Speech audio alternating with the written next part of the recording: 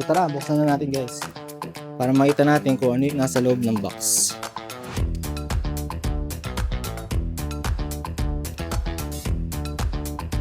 Ang ating pinaka base. Chrome type ulit. 5 star.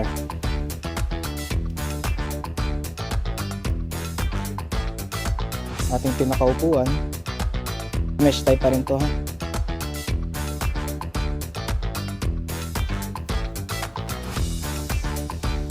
Ang ating backrest.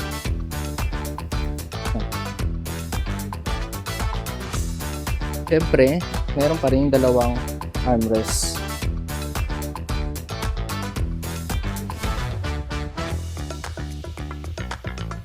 Meron din siyang headrest. Ito guys na yuyuko na titingala to. At natataas baba.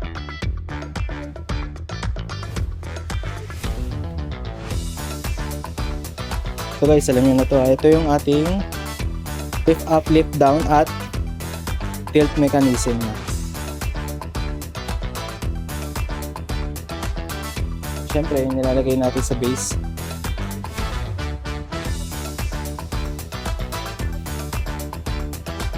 Ating gas lift, caster wheels, at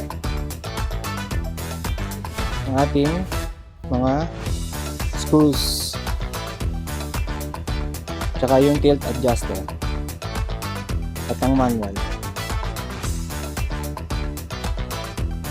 So guys, gaya ng dati, chinecheck natin yan isa-isa kung kumpleto ba o may nagkukulang. At so na-check naman na natin lahat at wala naman nagkulang o may scratch o may damage yung bubuksan natin at taas o a-assemble natin ang upuan. So tara, simulan na natin to. So guys, gaya ng dati, sisimulan ko ulit dito sa pinaka-upuan niya. So mapapansin nyo, lata naman, ito yung pinakaharap niya, ito yung pinakalikod. Tama. So paharap natin na ganyan. Kunin natin yung mechanism na to. So ang kailangan ulit natin na screw dito ay yung Allen. So gaya ng dati, mayroon pa rin siya kasama ang libreng Allen wrench. Ito siya. Para to sa headrest.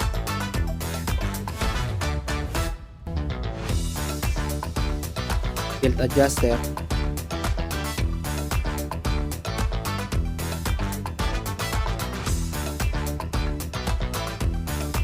Bracket para sa headrest. At ito yung mga screw na gagamitin natin para makabit yan. 4.5 inch. Lock para sa backrest. Kasi ingatan nyo itong hindi mawala Nag-iisa lang to, wala siyang spare.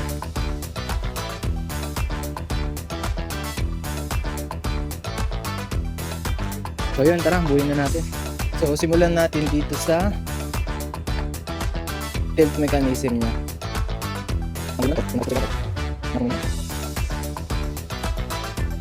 Para sa natin. So yun yung laman niya. Ito yung pinakakailangan natin, yung mahabang screw niya. So ito yung pinaka ilalim niya. Susuksok mo lang siya dito.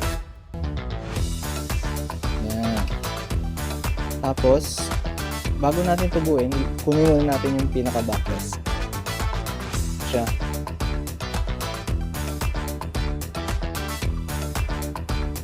So, kailangan mo lang siya i-ganyan.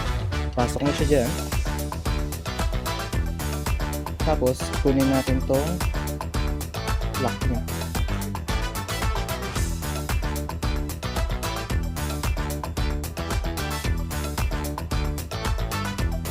Tapos, itong pinaka-pin niya, tutusok mo lang yung dito. Ganito na lang. Bibend mo lang yung dito para mag-lock. Ayan.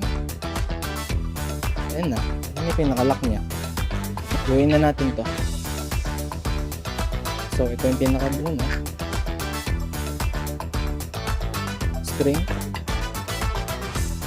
Tapos itong pang ikot niya. Pasok nyo lang yun dito.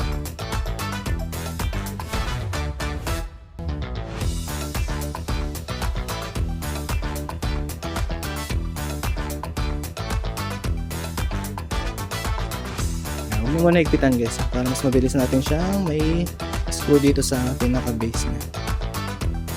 So, kabit na natin ito. Ngayon, para mas madaling dito, alternate siya para parehas ng may kapit at may tapat niya ng maayos sa butas.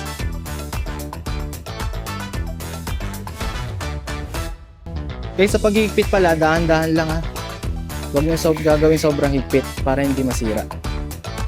O ma-lost thread yung pinaka-nut niya.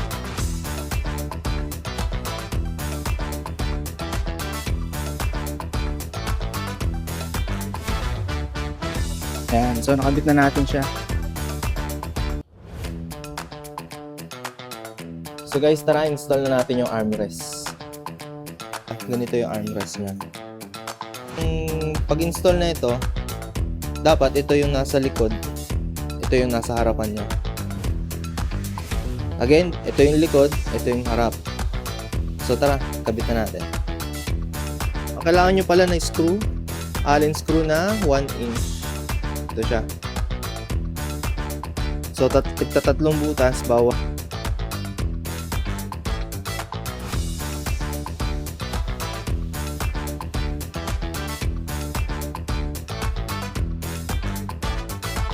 So, ang kabila naman.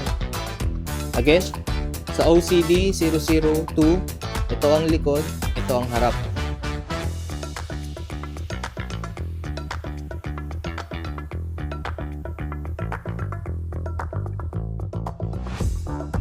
So, ayan, natapos na natin yung armrest. So, buuin na natin yung pinaka-base niya. Ulit, 5-star to, ha? Na chrome finish siya. So dito guys, wala ka nang kailangan iskruhan o ano pa. Tutusok mo lang itong mga caster wheels.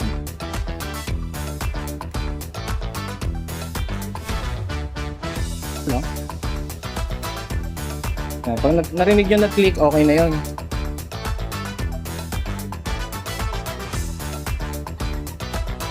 Oh, ayan. Ayan na siya. Sunod natin yung pinaka ano niya, parang design or parang pantago dito sa mga connection niya, yung pinag-weldingan. Pasok mo lang siyang ganyan. Tapos yung pinaka gas lift niya, lagay na natin.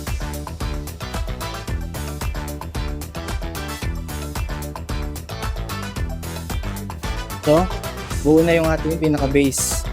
Ngayon guys, lalagay na natin yung pinakaupuan niya. Simple lang gagawin guys. Papasok nyo lang sa butas yung pinaka dulo ng gas lift.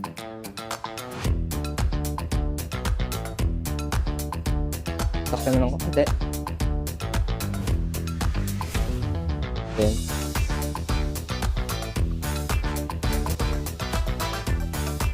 so ito yung pinaka-backrest niya.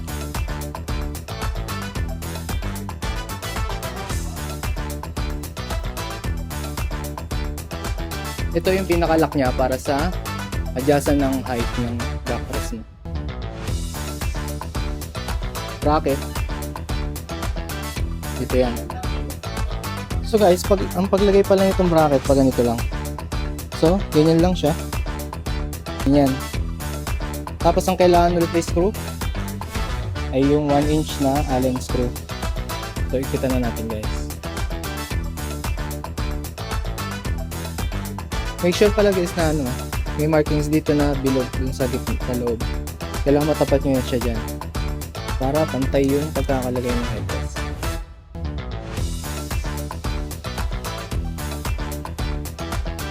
Pakabit na natin. Pakabit na natin yung headrest. So pagkatapos natin ilagay yung pinaka-bracket nya, ito namang headrest nya. So kung mapapansin nyo, meron dalawang parang tunnel dito. Ito yung i-slide mo para dito sa pinaka-bracket nya. Slide mo lang siya na ganyan. Tapos, ito yung pinaka-lock niya, kabit na natin.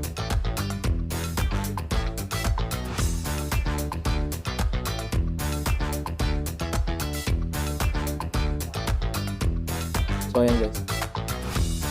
Ito, para ma-adjust mo lang yung height niya, luguan mo lang muna yan, tapos adjust mo sa preferred mo na height ng headrest.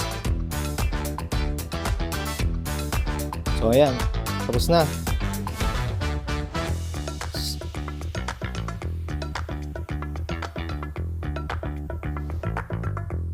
So guys, ito na siya. Ang ating SB OCD 002.